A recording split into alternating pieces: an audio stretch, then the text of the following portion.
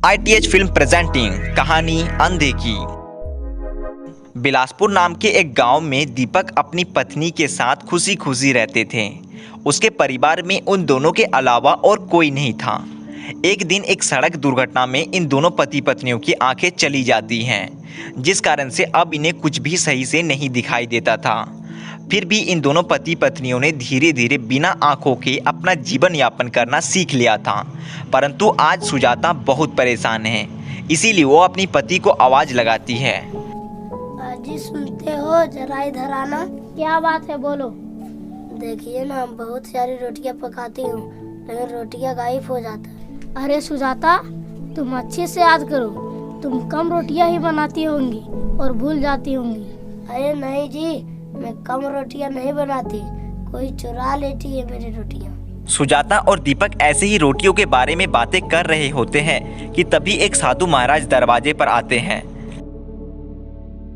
भिक्षा दीजिए माते।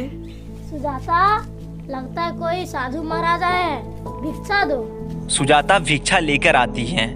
सुजाता के हाव भाव से साधु को यह आभास हो जाती है कि ये दोनों पति पत्नी अंधे हैं।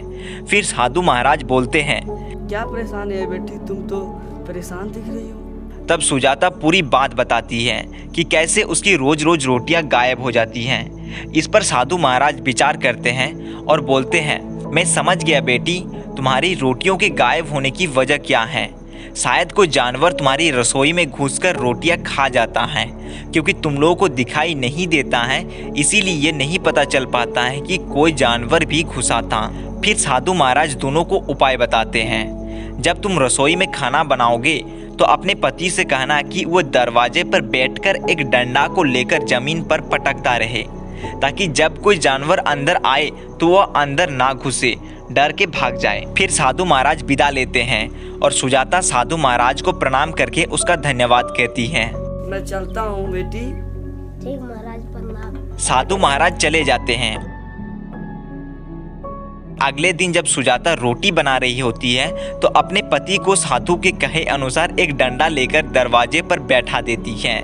दीपक दरवाजे पर बैठकर डंडे को जमीन पर पीटने लगता है। साधु महाराज ने बिल्कुल ही सही कहा था, कोई जानवर उसका रोटियां चुरा लेता है। एक कुत्ता था जो रोज रोज रसोई में घुसकर उसका रोटी खा जाता था। आज जब कुत्ता आया तो दरवाजे पर दीपक को डंडा लेकर बैठे देखकर वहीं से भाग गया और उस दिन एक भी रोटी चोरी नहीं हुई।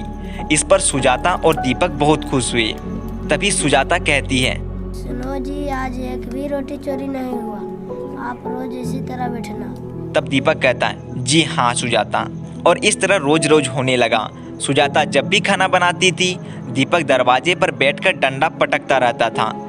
बहुत समय बीत गए और कुछ दिनों बाद उनका एक बेटा हुआ।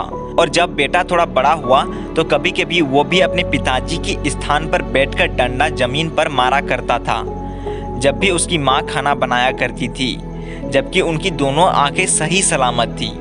और इस प्रकार रोटी चोरी होने की समस्या तो दूर हो गई।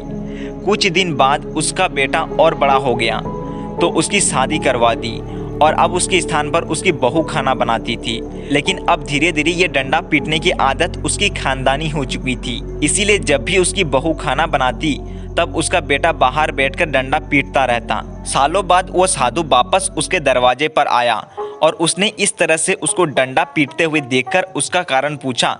तब लड़के ने बताया कि ये मेरा खानदानी रीति रिवाज है कि जब भी घर की कोई औरत खाना बनाती तो घर का एक पुरुष बाहर दरवाजे पर बैठकर डंडा पीटता है।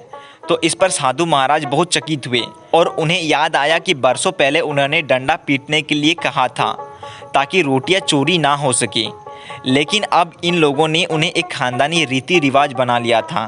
तब साधु महाराज ने कहा, ऐसा करने के लिए मैं ही कहा था तुम्हारे माता पिता को कि तुम लोगों की आंखें तो अच्छी हैं, इसीलिए ऐसा करने की आवश्यकता तुम लोगों को नहीं है। फिर उसका लड़का बोला, जी महाराज, मैं ऐसा नहीं करूँगा, मुझे सारी बातें समझ में आ गई, आपका बहुत बहुत धन्यवाद।